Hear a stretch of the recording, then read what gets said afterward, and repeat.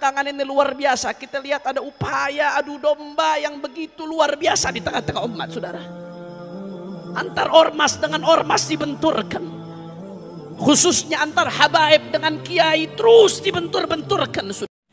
Mari gunakan akal pikiran, gunakan akal sehat untuk melihat sesuatu.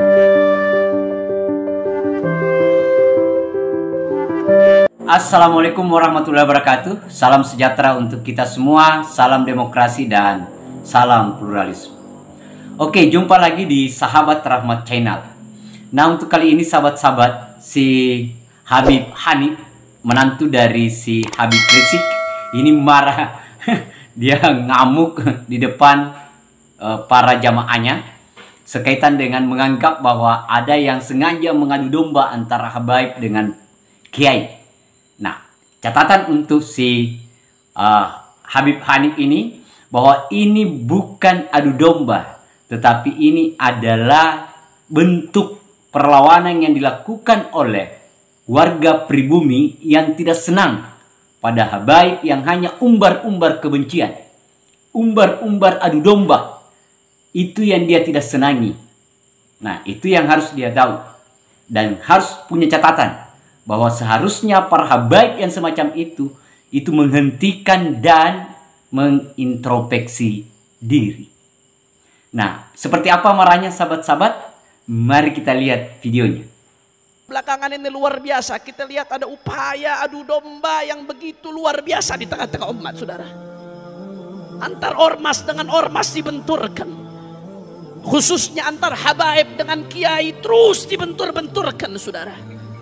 Padahal dua-duanya sama-sama penerusnya baginda Nabi besar Muhammad sallallahu alaihi wasallam. Para habaib, para dzurriyyah Rasulullah, mereka yang dikatakan oleh Nabi sallallahu alaihi wasallam, taraktu fikumul thaqalain ma in tamassaktum bihima lan tadillu ba'di abada, kitabullah wa itrati ahli baiti.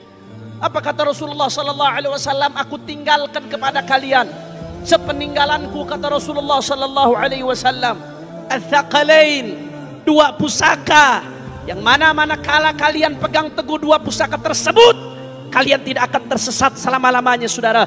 Apa dua pusaka tersebut? Kitabullah Al-Quran, wa ahlu baiti, keluarganya baginda Nabi besar Muhammad. Jadi ini peninggalan Rasulullah, saudara.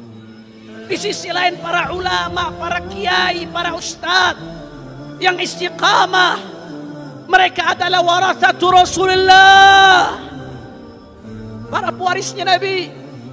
Kita sama-sama tahu hadis, sama-sama hafal.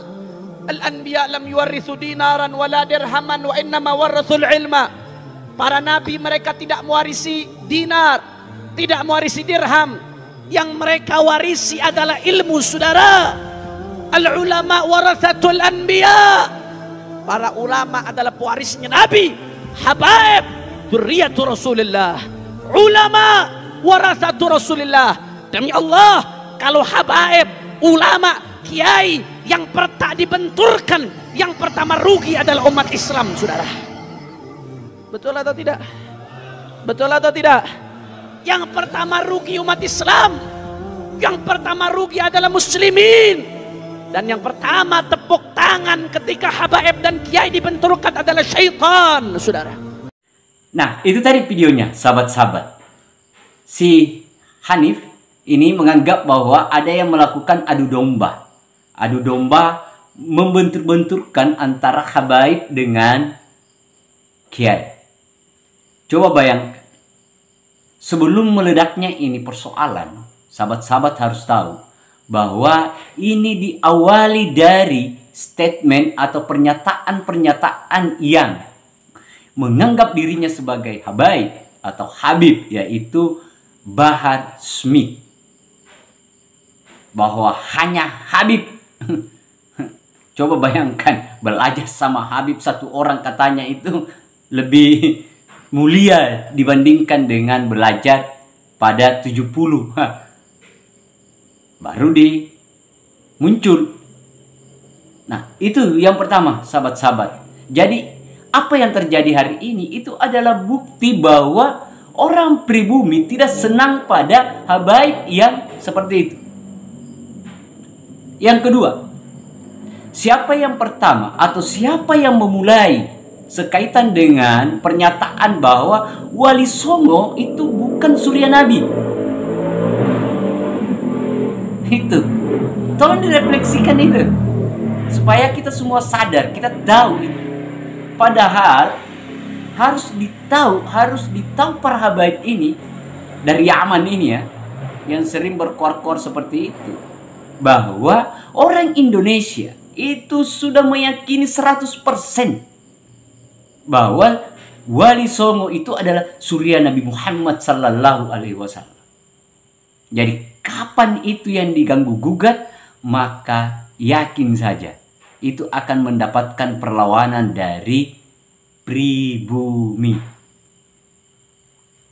Nah, siapa yang salah? Apakah ini yang disebut sebagai adu domba? Ini adalah jawaban.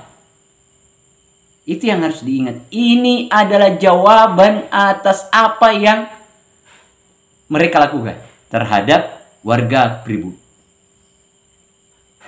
Kemudian kan muncul di media, masa si Habib Hanif ini tidak ngerti? Oh, ini kalau lap keringat 100 apa ya? Hanya 2000 perak, tetapi kalau sudah dilap keringatnya, siapa yang mau cium keringat? Itu namanya orang sombong, orang angkuh, dan yakin orang angkuh, orang sombong itu tidak disukai oleh orang pribumi, orang Indonesia. Kami tidak suka. Karena kami adalah tinggal di sini, dibesarkan di sini, moyang kami ada di sini.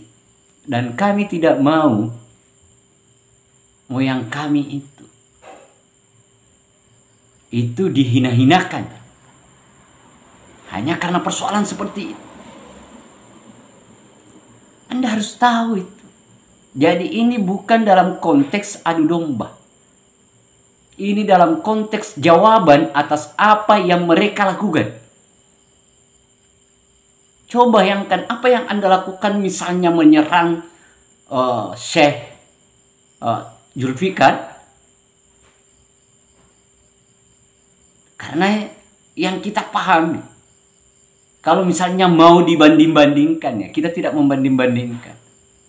Kita itu lebih adem dengan suasana Syekh Syarifah.